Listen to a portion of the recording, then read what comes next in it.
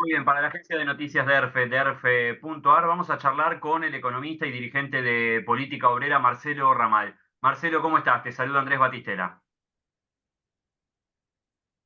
¿Qué tal, Andrés? ¿Cómo estás? Bien, muy bien. Con ganas de charlar con vos para que me cuentes, bueno, tu lectura y tu visión de lo que fue, vamos a decir, las últimas semanas, pero el hecho que concluye o no, vamos a ver en esta jornada del martes por la tarde con la vuelta a comisión y, en definitiva, el derrumbe de la ley Ómnibus. Bueno, sí, indudablemente que este retiro, probablemente definitivo de la ley Ómnibus, constituye un inocultable golpe, una derrota, te diría, estratégica del gobierno, en la medida que, bueno, el gobierno se jugó a colocar prácticamente un programa integral de reformas reaccionarias, privatizaciones, impuestazos, que fue, bueno, finalmente tenido que ser retirado por el propio gobierno al advertir que no iba a poder avanzar con los aspectos sustanciales que pretendía imponer. Es cierto, de todos modos, que el gobierno va a intentar ahora avanzar probablemente en una suerte de gobierno por decreto, tratando de que muchas de las cosas que estaban contenidas allí o sean votadas por separado o, terminen o quieran ser impuestas por decreto. Ahora, a la vista y ante los ojos de todo el país, lo que se puso de manifiesto es que el gobierno no tiene los recursos políticos para avanzar en un plan de conculcación de derechos laborales y democráticos como el que ha anunciado prácticamente desde que asumió el pasado 10 de diciembre. Claro. A mí, Esto es, por digamos, el trabajar en primer esto, concepto, es decir, sí, perdón, perdón, Marcelo. este me parece el primer concepto importante. Ujú. Yo te decía que por ahí, por trabajar de esto, mucha gente, conocidos, amigos, me preguntan, ¿y qué crees que va a pasar ahora? Y la verdad, yo no lo sé. ¿Y vos, Marcelo, lo sabés? Mira, yo creo que se abren dos grandes variantes, ¿no es cierto?, del punto de vista político, luego con sus combinaciones o con sus puntos intermedios. Una es que el gobierno intente avanzar en una suerte de régimen por decreto, con grandes riesgos, por ejemplo, convocando a un plebiscito que el gobierno no tiene ninguna garantía de ganar y que eventualmente podría perder, siendo esto un golpe eventualmente terminal para el gobierno de Milei. Y la otra alternativa es que intente llevar adelante una política de coaliciones puntuales en el Congreso para votar diferentes leyes por separado. Es decir, armar una mayoría para votar una reforma fiscal, otra mayoría para votar una reforma laboral. El inconveniente que tiene este planteo es que indudablemente la crisis económica y social progresa, urge, y por algo había intentado aprobar una ley ómnibus, o sea, un paquete de 600 artículos. Un planteo de leyes parciales va a ser tortuoso, va a llevar adelante todo un periodo, va a estar surcado por distintas crisis políticas y en este sentido va a mostrar además a un gobierno que es virtualmente rehén de diferentes combinaciones parlamentarias. Las dos variantes son variantes de crisis. Yo creo que es importante tener en cuenta esto porque el hombre o la camarilla de negocios que se ha armado en torno del gobierno de Milei y que aparentaba llevarse puesta, digamos, al conjunto de la Argentina, bueno, ha encontrado, ¿no es cierto?, límites muy claros. Los motivos por los cuales fracasa esta ley ómnibus yo creo que son básicamente dos. Uno, un evidente choque de intereses, de diferentes intereses capitalistas. Es significativo que el proyecto se cae un poco antes de que se tenía que tratar en particular el tema de las privatizaciones, es decir, privatizaciones, concesiones. Probablemente en este punto algunas apetencias de los grupos financieros, incluso internacionales, que están detrás de Milei, chocaran con arreglos que ya tienen diferentes gobernadores, por ejemplo, las concesiones mineras. Bueno, y en este choque de intereses, digamos, por arriba, bueno, tenés, digamos, una de las causas por las cuales se cae, ¿no es cierto?, este proyecto. Como parte de este choque de intereses por arriba viene el problema de quién paga el ajuste, quién paga la bancarrota financiera del Estado. El gobierno no podía echar mano ni quería echar mano de ninguno de los reclamos de los gobernadores, impuesto país, ganancias, etcétera. El otro gran motivo por el cual esto cae es que en la medida que el proyecto se va prolongando en su tratamiento en el tiempo, esto empezó hace prácticamente un mes, la situación social se ha ido deteriorando. Los diputados de la llamada oposición dialoguista se la tienen que ver con un pueblo que está soportando tarifazos, caída del salario, caída de las jubilaciones, recortes en el empleo, en la obra pública. Entonces, dar un cheque en blanco a un gobierno que está despertando paso a paso, ¿no es cierto?, una fuerte reacción popular, ya comenzaba a ser cada vez más gravoso para esa misma, ¿no es cierto?, oposición dialoguista. De todas maneras, hay que decir que el golpe al gobierno no es solo al gobierno, sino también a todo ese arco político que trabajó intensamente para que esta ley saliera, bueno, y que finalmente cae derrotada, en definitiva, con el propio gobierno al cual intentó apuntalar.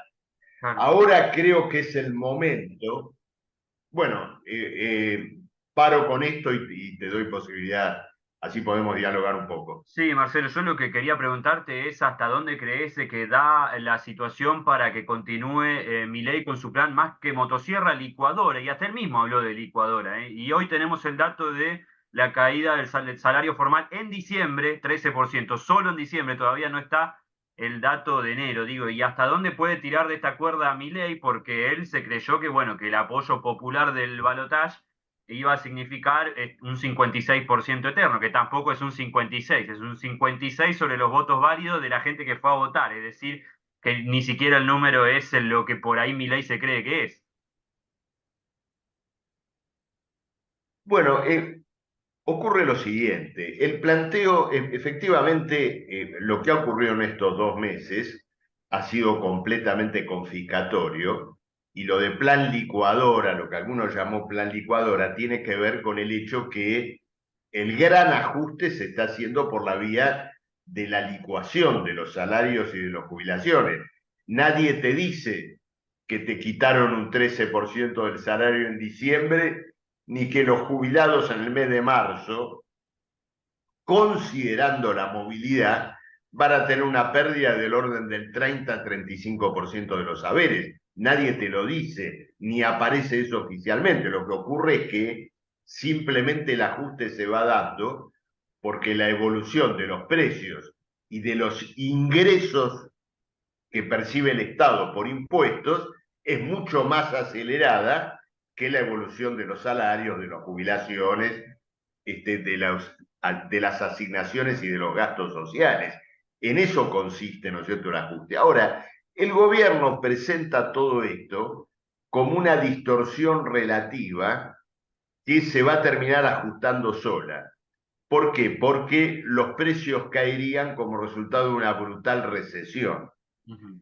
Bueno, esto es una manera de decir, en realidad, que, eh, digamos, hay una variable que no se va a ajustar, que es la variable del salario, simplemente porque los trabajadores van a estar amenazados por esa recesión, por la extorsión de despidos, como de hecho está ocurriendo hoy en distintos sectores industriales, neumáticos, siderurgia, donde existen estas amenazas o inclusive concreción directamente de despidos. Es decir, es el uso de una recesión como un arma contra los trabajadores. Ahora, incluso ese planteo está en veremos. Es decir, la idea que esto se ajusta hacia abajo naturalmente. ¿Por qué? Porque el plan del gobierno sigue siendo inflacionario. No es verdad, por ejemplo, que el gobierno dejó de emitir moneda. El gobierno está emitiendo moneda intensamente porque tiene que remunerar la deuda pública en pesos, que cada vez es más importante, incluso por el hecho de que esa deuda ya desde el gobierno anterior estaba ajustada por el dólar y por la inflación, y con una devaluación de más del 110%, bueno, la carga de los intereses de esa deuda pública se hace cada vez más gravosa. Entonces, el mayor peso de la deuda pública inevitablemente lleva a una mayor emisión y en última instancia va generando distorsiones y desequilibrios de todo tipo que ahora se reflejan en otro grave problema, que es lo que algunos llaman el nuevo atraso cambiario. Ajá. Es decir, Argentina ha vuelto a ser cara en dólares increíblemente después de una devaluación de más del 100% de su moneda. Y los sectores del capital agrario y exportador, de quien se espera que aporten en la cosecha gruesa, están esperando hacia marzo o abril una nueva devaluación. Una nueva devaluación va a volver a golpear sobre los salarios, sobre las jubilaciones, bueno, y van a colocar, digamos, esta crisis social en un eslabón superior. Entonces, yo creo que el mensaje al trabajador, aquel que está viviendo con enorme inquietud, con enorme angustia, lo que significa aumentos constantes en los alimentos, tarifazos del gas, de la luz, del transporte, que ve que su salario no evoluciona de la misma manera y piensa que evidentemente tiene que salir a pelear, tiene que salir a luchar por sus condiciones de salario, por sus condiciones de vida. El mensaje que deja esta derrota política del gobierno es muy importante, porque ¿qué nos está diciendo? No estamos ante un gobierno blindado, sólido, indestructible, sino que los que nos están ajustando están cruzados por graves divisiones internas, acaban de soportar una derrota muy importante de su política y por lo tanto la clase trabajadora, si logra enhebrar una respuesta a partir de sus organizaciones de base, de sus lugares de trabajo, mediante autoconvocatorias, mediante coordinaciones surgidas de la propia voluntad de los trabajadores, bueno, tenemos las condiciones para derrotar definitivamente este paquete reaccionario y sin futuro que pretende imponer el gobierno de Milei. ¿Crees, Marcelo, que esto es a todo o nada? Digo, desde el plano político, por ejemplo, y como charlábamos al principio, un plebiscito lo perdés y te tenés que ir, me parece a mí. Después, en lo económico, lo que mencionabas recién, si en marzo, abril tenemos una nueva devaluación, si siguen subiendo los precios, el combustible, las tarifas, marzo siempre es un mes inflacionario, ¿es a todo o nada? ¿Quiere Milei decidir la cuestión ahora mismo? Bueno, lo que vos señalás sobre el plebiscito es indudablemente así. Por eso mismo, por ahora, el plebiscito es más una extorsión a la oposición que un anuncio. Ujú. Por ahora, fíjate que no se ha formulado como un anuncio formal. Es decir, Sí, si ustedes no me dan el apoyo, dice, me tiro a la pileta. ¿No es cierto? Juego esto en una decisión a todo o nada. Pero amaga con un plebiscito que sabe muy bien que puede perder.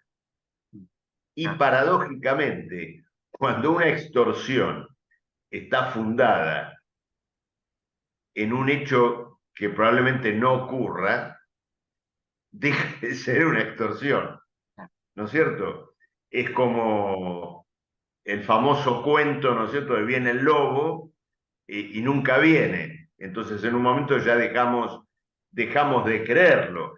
Es la configuración de un gran desgaste político, Claro. ¿no es cierto? Y que tiene que ver indudablemente con el alcance, el tamaño de la crisis capitalista en la Argentina, es decir, el escenario de una quiebra del Estado, de una deuda que supera el 120% del Producto Bruto, y donde naturalmente, entre todos estos que ayer se pelearon en el Congreso, hay un punto en común, donde no hay enfrentamiento entre castas, ¿no es cierto? Que es la parte del programa de Milei relacionada con aplicar la reforma laboral, avanzar con la liberación de tarifas y precios, ¿no es cierto? Toda esa escalada contra el mundo del trabajo.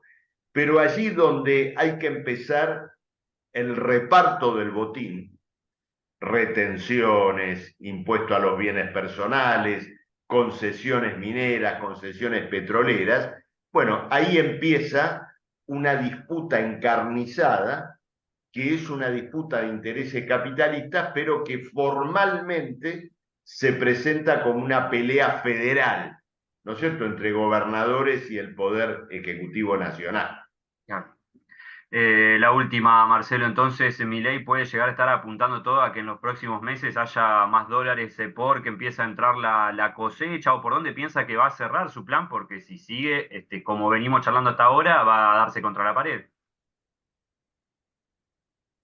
Bueno, el ingreso de la cosecha plantea otro tipo de contradicciones.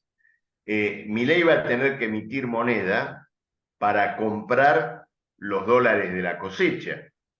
Ujú. Claro, Y eso, ¿no es cierto?, va a generar, digamos, una oferta monetaria superior y eventualmente una suba de los precios. claro, Para que ingrese la cosecha, el capital agrario está reclamando una nueva devaluación claro. que acentuaría, ¿no es cierto?, esa tendencia emisionista. Entonces, cuando se habla de la cosecha gruesa y todo esto, no hay que olvidarse que Argentina tuvo en el trienio 2020-2022 el superávit de balanza comercial más grande de su historia. Mm. Y ese superávit se dilapidó por completo. En las condiciones económicas que la ley ómnibus pretendía sancionar para la industria petrolera, para la industria minera en relación a remisión de utilidades y libertad en el movimiento de divisas, bueno, y vamos indudablemente por ese camino también. Lo cual no quiere decir que ahora mi ley no intente aplicarlo por la vía del decreto, ¿no es cierto?, de medidas de ese tipo. Claro. Marcelo, como siempre, muchísimas gracias por tu tiempo y seguiremos charlando pronto. Gracias a vos, Andrés. Un abrazo, ¿eh? Nos vemos pronto.